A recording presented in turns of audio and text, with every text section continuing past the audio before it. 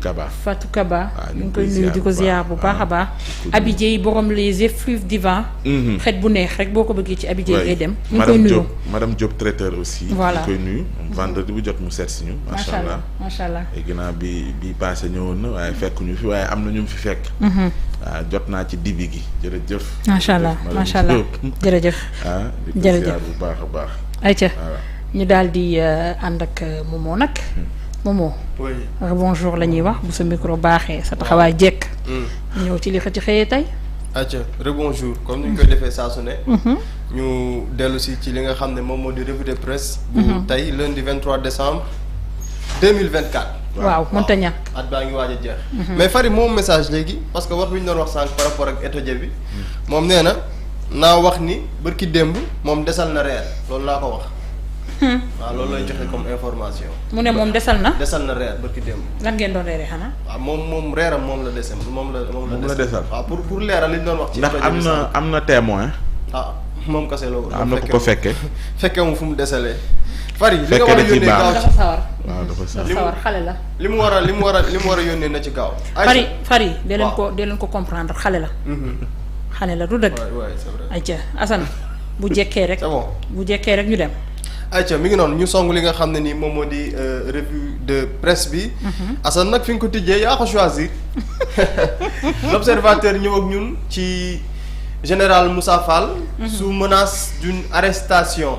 li ko waral nag muy ab plainte wala boog ñaari plainte yoo xamante ne nii ab officier moom moo ko daal di dugal les terribles accusations de l'officier de gendarmerie Ibrahima Dramé ancien commandant du 2e escadron de la garde présidentielle son séjour au Cap Manuel dans la même chambre que Bassirou Diomaye Faye son arrestation musclée en Casamance et les dures conditions de son transfert à Dakar moom daal gannaaw ba mu nekkee ci prison bi daal dinay dugal ñaari plainte la muy toppee nag ki nga xam ne moom moo di Moussa Fall muy actes yu mel ni ay torture ci li nga xamante ne nii moom lañ ko teg ci kawam gannaaw ba ñu ko jàppee donc loolu moom donc ñaari plainte yoo xam ne tegu na ci ndoddu ki nga xamante ne nii moom moo di Moussa Fall ñuy xool nag fan la mbir yi di mujjee. Aca Assane voilà Libération ñëw ak ñun ci li nga xamante ne ni moom moo di Eramet GCO un scandale financier et environnemental waaw muy loo xam ne dafay revenir à chaque fois depuis le début de l'exploitation du zircon au Sénégal Grande Côte Opération la filiale d'Eramet n'a jamais versé de grain à l'État qui détient 10% du capital ñu teg ko fan nekk ci biir réew mi li gën a grave mooy au Sénégal zircon bi ñun amuñu ci lu dul 10% ci capital bi yéen a ngi may suivre. waaw 10% ñun la ñu am ci capital bi li nga xam ne moom moo di zircon au Sénégal ci 10% boobu noonu ba ñu tàmbalee ak léegi état du Sénégal laalu ci dara ci zircon au Sénégal. loolu fu mu tegu.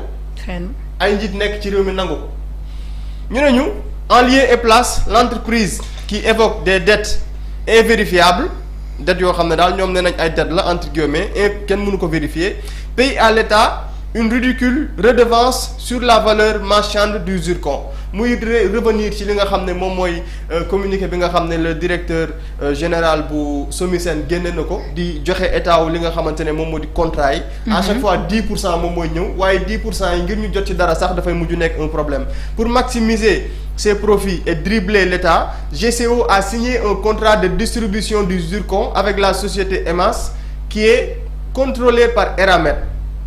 Le zircon lui est vendu 3 fois moins cher que les prix du marché loolu yëpp bokk ci xeetu muxum yi nga xam ne nii ci lañ doon jaaree ngir dribbler état du Sénégal les effets destructeurs des activités de GCO sur l'environnement muy loo xam ne defe naa ñëpp ñu ngi koy yuux rawatina sunu député yi nekk à l'Assemblée nationale mën nañ ci citer ku mel ni Guy Marius Sagna ak ku mel ni Baye Laxaat Ndiaye ci ay questions écrites yu ñu def ci situation yi nga xamante ne tey ñi nga xam ne dañuy liggéey ci wàllu mine dañ koy def ci li nga xam ne moom moo di environnement wu Sénégal ayca Assane ñu dem ayca yoor borom révélation yi ñëw aussi ci sur 13 entreprises minières l'État n'a que 10% muy coowal 10% gi ma doon wax léegi. 10% yoo xam ne maanaam ñun ñoo am suñuy ressources yi bopp. am ñoo xam ne dañuy lëkkaloog ñoom ngir génn suñuy ressources muñ ci jëriñoo mais ñun Sénégal ñi moom ressources yi foo dem daal ci lu toll ci 13 entreprises minières Sénégal 10% la fay am et keroog maa ngi lire même que maanaam conseil d'administration bi sax lu si bëri Sénégal du fa am ku leen fay représenté ñun teewuñu fa ñoom ñooy décider seen i biir xool lu leen neex ñu def ko donc moom la journal Yoor ñëwaat tey même avec ces 10% l'État ne reçoit presque rien en termes de dividendes ñun fu ñu jëmul. réew moo xamante ne suñuy ressources ñun moom lañ yaakaar ngir dund au moment où d'autres pays réew moo lim bu nekk ñu ne moom kat ay ressources moo ko permettre mu mën a développer boo nee Maroc ñu ne foofu sax ba kat permettre na leen nangam ak nangam mais ñun au Sénégal ñu am ay ressources yoo xamante ne nii ba léegi xaalis ba ca war a dugg ci gaf ak état mënu cee dugg donc loolu ci la journal Yoor daal di revenir selon le rapport 2022 de l'ITIE. L'exploitation du zircon a rapporté à GCO 196 000 voilà fi ma tàmbalee baaxul je pense que c'est 196 milliards 933 millions 751 mille 19 francs CFA et selon la SOMISEN l'État du Sénégal n'a rien perçu de ces 10%. SGO et PMC exploitent l'or et l'argent dans le Sénégal oriental notamment à Sabodola et Mako. Pour 2022 le rapport ITIE mentionne que SGO a produit 11 tonnes d'or pour 993 milliards 709 millions 507 828 francs CFA et PMC 4000 voilà. non 300, c'est 4 380 4 virgule. fële moomoo 300 au lieu de 993 milliards. fan si suuf. fii nii. waaw 300. 393 milliards. 709 millions 507 828 francs CFA. et PMC 4,255 tonnes pour 145 milliards 989 millions 168 mille 41 francs CFA. Ce qui fait un total de 15,255 tonnes d'or pour 539 milliards 698 millions 675 mille 869 francs CFA. Ce qui fait là aussi l'État du Sénégal ne perçoit rien en termes de dividendes li ma fi lim yëpp dama am problème sax pour lire ko ci ay milliards ñun Sénégal daal lii yëpp ay koppar la goo xam ne ci suufu Sénégal lay jóge mais ñun on peine à percevoir xaalis bi nga xam ne nii moom la ci réewum Sénégal wala am loolu aussi c'est un problème boo xamante ne defe naa ne ña ko war a lijjanti. laaj bi samp kay mooy lan lay signé ak ñoom. waaw ak ña ko signé. lan lañ ci jublu woon.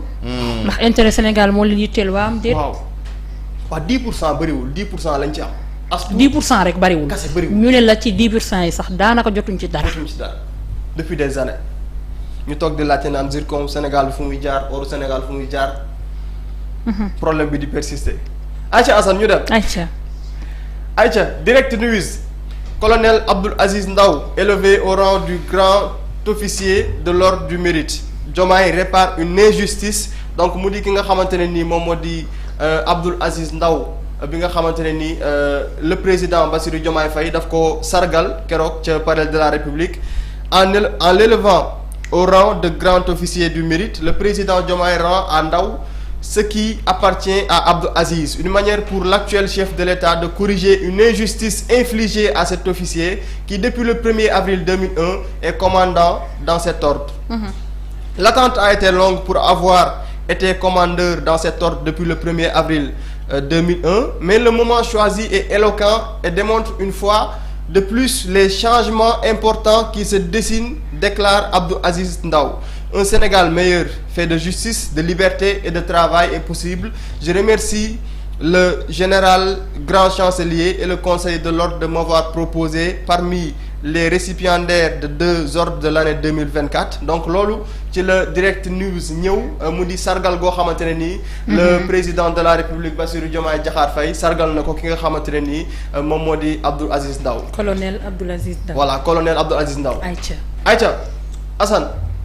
Le Soleil, automédication option à haut risque lu jëm ci wàllub garab itam Sénégal nga xam ne daanaka ci logique bi nga xam ne ni ci la ñu nekk fexe ba lu ci nekk rek ñu mën ko produire ba moom ci suñu bopp moom mu jàpp ne mbir moomu daal option à haut risque la. Des Sénégalais partagés sur une pratique autodestructrice, insuffisance rénale, hépatite, les médecins alertent sur les conséquences donc loolu itam nekk situation boo xamante ne ni lu doy waar la ci lu jëm ci wàllub garab gi. L'huître ne nourrit pas encore les femmes muy revenir ci situation bi nga xamante ne nii jigéenu Ziguinchor ca la ñu nekk donc moom la le soleil xëyee tey li nga xamante ni tam moom mooy dégâts causés par le cyclone Chido à Mayotte mu nekk une situation boo xamante ne nii lu doy waar la mu am sunu ay mbokku sénégalais yoo xamante ne nii ñoo nga fa nekk le récit effrayant du président des sénégalais muy situation boo xamante ne situation bu doy waar la. bu am foofu ca Mayotte. Aïcha Assane voilà Walf Quotidien ñëw ak ñun ci li nga xamante ne moom moo di dégradation des finances publiques ça craint pour les ménages donc li nga xamante ne nii moom moo di finance publique yi daal sentir nañu ni dafa mel ni dafa am jafe-jafe goo xamante ne nii am na ci Walf Quotidien di si dellu si mu jàpp ne daal mbir mi xëy na am na tiitaange goo xam ne mën nañ ko am par rapport ak cette situation bi nga xam ne nii ci lañ jëm waaye nag ñaar ñuy toog nii bu ñu leen xoolee mën nañu am yaakaar ne xëy na dinañu mën a relever défi bi ba li nga xamante ne moom la ñuy njort wala moom la ñuy ragal bañ a am ci situation wu li nga xam ne moom moo di finance publique yi. Retraite de la ville de Dakar à Saly Barth toujours populaire auprès des conseillers donc moom it ci retraite bi nga xamante ne nii conseil municipal bu ville bu Dakar def nañ ko keroog ca Saly l'ex-maire Barthélémy aussi daal dina koy teewee ba yëkkati fa ay kaddu am na sax yenn mbir yoo xam ne jot naa xew ci digganteem ak. ñenn ñoo xam ne ña nga woon ca jotaay ba chronique de Ibrahima Anne Macky en avait rêvé Diomaye et Sonko l'ont réalisé donc mi ngi noonu moom gis-gis boobu la am par rapport ak situation bi nga xam ne moom continuité la. voilà moom moo tegu moom moo tegu ci kaw ki nga xam ne moo di Barthélémy Diaz. Aïcha Assane enquête le patronat sous pression chambre de commerce de Dakar arrêt subvention. muy revenir ci cet état bi nga xamante ne nii ci le patronat bi nekk actuellement chambre de commerce vers une semaine décisive dans la guerre entre Serigne Mboup et Assow intérêt et limite des organisations patronales voyages avantages privilèges influence ce qui fait courir les patrons l'État donnait 100 millions à 4 organisations le nouveau régime ferme le robinet robinet yi tëj na Serigne Mboup les présidents d'organisation sont comme des khalifes ou des imams muy revenir ci situation bi nga xamante ne nii ci le patronat bi nekkoon ak alal ju bëri joo xam ne lu toll ci 100 millions boo xam ne état du Sénégal daf ko daan jox lu toll ci 4 organisations yoo xam ne dañu nekk ci biir patronat bi jamono ji nag gannaaw ba le président Bassirou Diomaye Faye dikkee dafa mel ni robinet yi daf koo tëj maanaam lañ leen daan jox ñu daan ko doxalee mu mel ni loolu dafa am changement boo xamante ne nii daf see am waaye Serigne Mboup moom di alerter par rapport ak à ces situations moom nee na président d'organisation yooyu nga xam ne lu toll ci 4 ci ñoom lañ daan jox ci lu toll ci 100 millions nee na ñoom daal dañoo meloon ni ay xalif lañu wala ay imam lañu ci ni nga xam ne noonu la leen état daan traité loolu la enquête indi tey Assane ñu dem l'indépendant enjeu des retombées li nga xamante ne nii defe naa ne ñu ngi siy dellu si sànq ba léegi le comité stratégique du projet gazier Grand Tortue Ahmeyim GTA s'est réuni sous la coprésidence de monsieur Khalid ministre mauritanien sénégalais les différents aspects du projet GTA passaient en revue une coordination des actions en vue pour maximiser les retombées socio-économiques muy li nga xamante ne moom mooy koppar gi nga xamante ne ni daal moom moo war a jógee ci gazu Sénégal gi ñuy njort ni daal dinañ ci def li nga xam ne nii moom moo ci war pour li nga xam ne nii réew mi war na cee mën a jariñu xanaa la ñu dal ca 10% yi mën nañoo bañ a dal ci contrat bi. waaw te gaz bi c'est tout autre parce que dafa am enjeu yu bëri ndax suñu dañ ko sekk ak suñuy naataango. ñi nga xamante ne ñooy waa Mauritanie. te loolu ku ko xam ni daanaka am na dëkk yu bëri yu mu yëngal. ci dañoo bokk dara rek. te richesse bu toll ni gaz. moo tax y a beaucoup d'enjeux. looloo waral le président Bassirou Diomaye Faye gannaaw bañ ko falee visite mu njëkk a def. bokk na ci dem fële ca Mauritanie. daal di gisee ñi nga xam ne ñoom ñoo di njiitu Mauritanie. waaye itam à chaque fois lu fa xew président daf fay dem. ci bu ñuy installer président wala lu mu mën a doon. waaye itam moom le président à chaque fois que mu am mbir moo xam ne xew na Sénégal. dafay daal di teew donc mën nañ njort ci rattaxaayu diggante ci ñaari réew yi ngir la nga xam ne nii moom la ñu seq ñu mën ko doxal ci ni mu waree. renégociation de contrat itam mi ngi am une commission boo xam ne depuis ay weer ci ginnaaw ñu ngi ciy liggéey du ñàkk ne contrat yi yëpp dina bokk ci yi nga xam ne danañ ko renégocier ak 10% yu bëri yi ngir Sénégal itam mën cee gis boppam bu baax a baax. di ñëw aussi ci Jeux olympiques Dakar 2026 Diaz vilipende Diania Ndiaye aussi donc mu nekk une situation boo xam ne situation bu doy waar la moom jàpp na ne ville de Dakar moom moo candidaté waaye dina am alal ju takku joo xamante ne nii dinañ ko teg ci seen loxo pour organisation bi te moom Barthélémy Diaz àndul ci situation boobee. Aïcha Assane les Échos les avocats de Lat Diop saisissent la Cour suprême donc gannaaw ba ñu déclaré irrecevable li nga xam ne moom mooy recours bi nga xam ne dugaloon nañu ko semaine ba ñu génn la haute juridiction priée d'infirmer la décision de la chambre d'accusation financière objectif sortir de prison et dégel de ses comptes moom loolu lañ ci jublu muy Lat Diop gannaaw ba ñu ko téye ba nga xam ne nii li nga xam ne nii moom mooy ay biens yu mu moom dañ ko daal di dañ cee daal di teg loxo ak li nga xam ne moom mooy ay comptam ñoom nag la ñu jublu mooy ñu daal di génne Lat Diop ci kaso bi ba pare daal di bàyyi lépp li nga xamante ne ni ay biens am la loo xam ne dañ cee teg loxo loolu la les Échos indi tey Aca Assane Sud Quotidien frais d'inscription scolarité achat de fournitures contribution à des fêtes quand les écoles privées saignent les parents d'élèves muy dellu si bu baax ci situation bi nga xamante ne ci la parents d'élèves yi nekk daanaka fête yu tegloo yi frais yi nga xamante ne moom mooy jëm ci diggante inscription lu jëm ci scolarité lu jëm ci achat wu fourniture bi contribution yi nga xamante ne ay cotisation la ci école yi muy wane daal li nga xam ne moom mooy situation yu doy waar bi nga xamante ne nii école privée yi ñu ngi koy teg ci kaw ñi nga xamante ne ñoom ñoo di parents d'élèves yi mu jàpp ne daal mbir moom lu diis la diggante fête yi bu tabaski ñëwee korité bu korité ñëwee tabaski topp ci diggante bi yeneen ak yeneen day ñëw ouverture des classes feetu 31 décembre. cotisation yi contribution yi nga xamante ne dañ koy def ci fête yi rek. cotisation yi. waaw rek mën na jooyloo parents yi. est-ce que. te dañu koy def ci nopp xale yi te xam nga xale rek la. xale yi bu ñu ñëwee kër ga jooy. ne dañu bëgg a contribuer wala ñu cotiser leen pour ñu mën a dem ci fête boobee. te boo fa demee gis nga cadeau bu ndaw bi ñu lay jox. tu vas te demander mais ñii te man dama yaakaaroon peut-être. ñi seen loxo jot seen ginnaaw mën nañu cotiser yóbbaale ñeneen ñi nga xam ne seen loxo jotul seen ginnaaw. comme ça xale yëpp mën a am cadeau. mais bon wala ñu dugal ko sax ci frais de scolarité yi. au moins xale yi nga xamante ne ñoom seen doole. seen i parents yi amuñu doole. parce que am na parents yoo xamante ne seen doom ñu ngi école privée parce qu'ils n'ont pas le choix. dañuy liggéey fayalee ko toog. mënoon nañu fexe ba ñooñu dem cadeau. ñu yemale xale yëpp.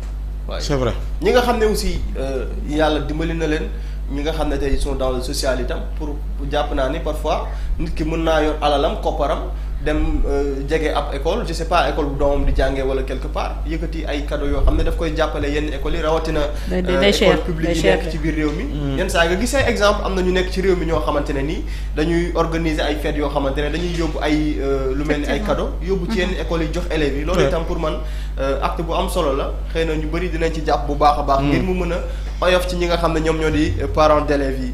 Aca Assane ñu dem voilà record ñëw ak ñun ci doomu Sénégal bi nga xam ne moom moo di Chérif Ndiaye moom daal jamono ji dafa tàng jër dans le froid serbe la dëkk bay tàng le sedd daal moom ma ngay tàngal bu baax a baax ci performance yi nga xamante ne nii moom lay def étoile rouge encore décisif avec un doublé. waaw jërëjëf di ko féliciter bu baax a baax encourager ko doomu Sénégal boobee. di Chérif Ndiaye di def jéego yu am solo ca fa mu nekk maître Augustin Senghor président de la fédération sénégalaise de football Pape Thiaw une composante forte de l'élan de notre football donc moom loolu la wax par rapport ak Pape Thiaw mi nga xamante ne nii finalement moom la ñu mujj dénk équipe nationale bu Sénégal di ñaan yàlla rek mu def ndam ci li nga xamante ne nii ci la ñu jëm.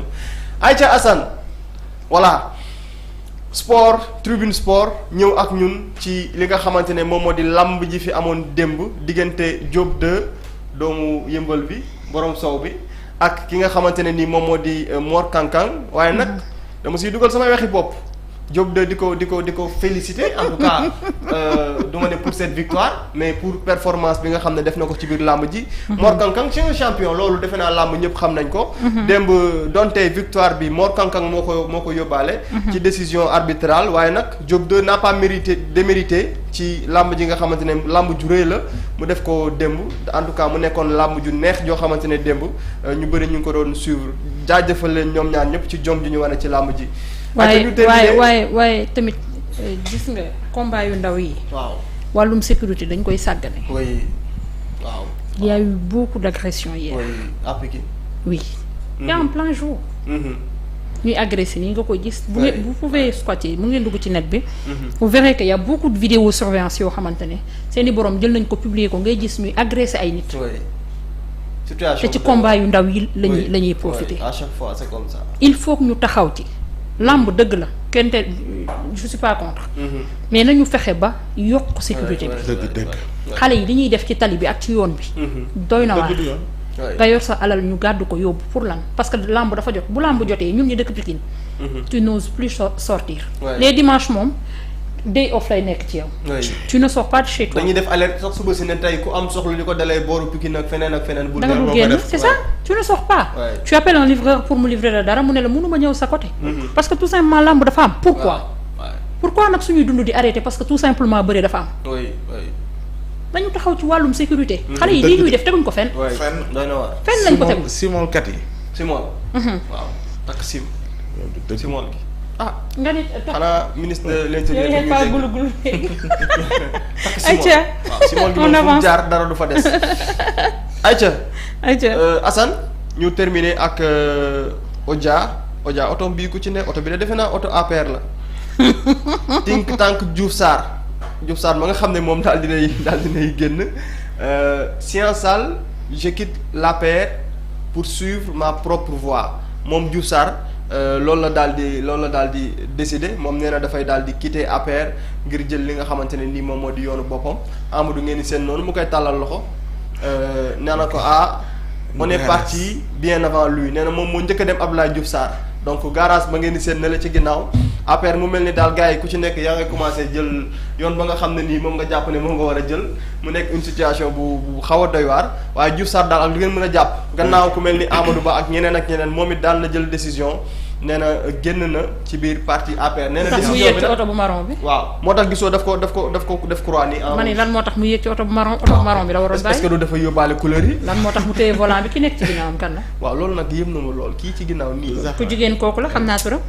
kan la daa mel ni tudd nga ko léegi de. non mais Zahra ma nga woon ci keneen ka. waaw ma nga woon ci am de. Zahra ne woon ci kii. Diouf Sarr da ko yóbbu keneen ki nekk ci kii bi nag. waaw xam nga moom man daal Odia. franchement yow xam nga ko. kii Maandu. yàlla maître Moussa Diop wala. moom la man ngeen di xool wala. moom la man. juumoo leen. maître Moussa Diop. damay laaj je ne dis pas que c'est lui hein. ni ko Odia bindee garage bi ko ci taxaw gaar. garage ba ndeysaan. think tank Diouf Sarr. en tout cas loolu lañ leen indiloon tey daal ci revue de presse. garage bi ki sol lu vert li kan la. kii. ki sol lu vert li ci garage bi. waaw ka ca garage ba xanaa kii du.